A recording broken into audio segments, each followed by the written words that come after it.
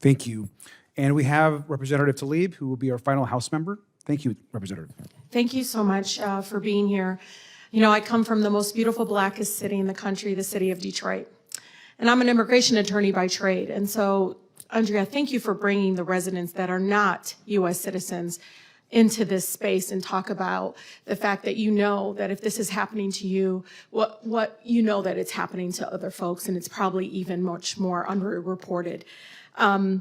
I want to talk about what folks are calling the Kavanaugh stops. Do you know why they call it the Kavanaugh stops? I see the smiling superintendent there. I want you to know that organizations tried to fight against what happened to you all and many of my immigrant neighbors, because we knew that many of the ICE rogue agents, and this has been going on since 2010 in my neighborhood. This is not new. You're just now seeing it much more imploded, much more enabled, and much more violent. But in September 2025, emergency ruling, the Supreme Court paused a lower court's ruling. They did the right thing. They said, should we bar federal agents from stopping people suspected of being in the country illegal based on their race, language, employment, and specific industries? And Supreme Court Justice Brett Kavanaugh said, justified, and said, nah, we should be able to let them do that because it's a typically brief, quote, typically brief, and that the U.S. citizens and other legal residents are promptly, this is quote from the, promptly go free.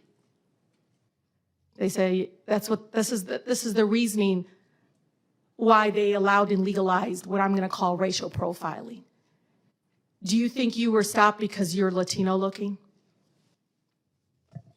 If I'm being honest, that's more of a question for the agents that arrested me that day. I know, it's true veteran. I'm not one to put words in someone's mouth. Do you think the color of your skin is the reason they targeted you? Yes, 100% the color of my skin was the reason I was assaulted that day. Mr. Wilmer, you came in from Nicaragua, they see you. Is the color of your skin the reason you think you were detained?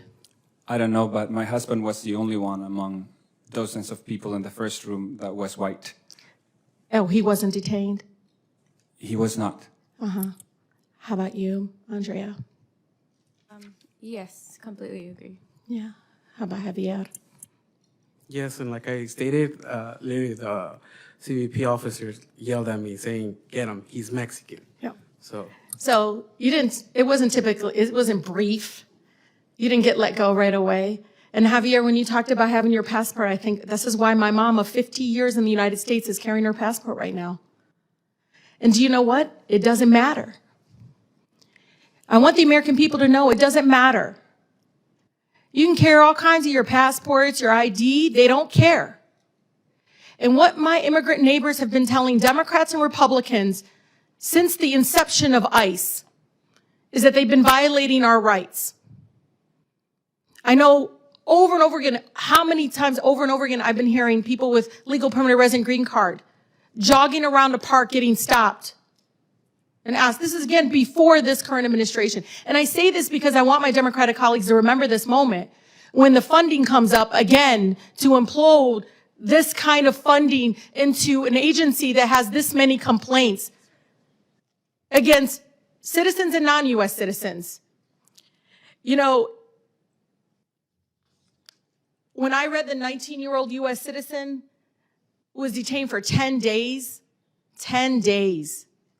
I was completely shocked. But then I see that we continued what? Do you know how much they allocated for this? $170 billion for this violent campaign, funded with our money, while people are still hungry in our country and unhoused in our country. But they want to spend, poof, they come up with the money of $170 billion to racially profile my immigrant neighbors. Yet we can't find the money for clean drinking water. And all this, what? We gave them a check to shred our constitutional rights. Because we know the rights of your rights, but also the rights of literally undocumented immigrants are our rights too. When they shred their rights, it's all of our rights. And again, thank you so much. And I know you've been thanked a lot, but there are a lot of people still scared. You all coming forward makes them feel heard and seen in this body that wasn't built for people that look like us. Thank you.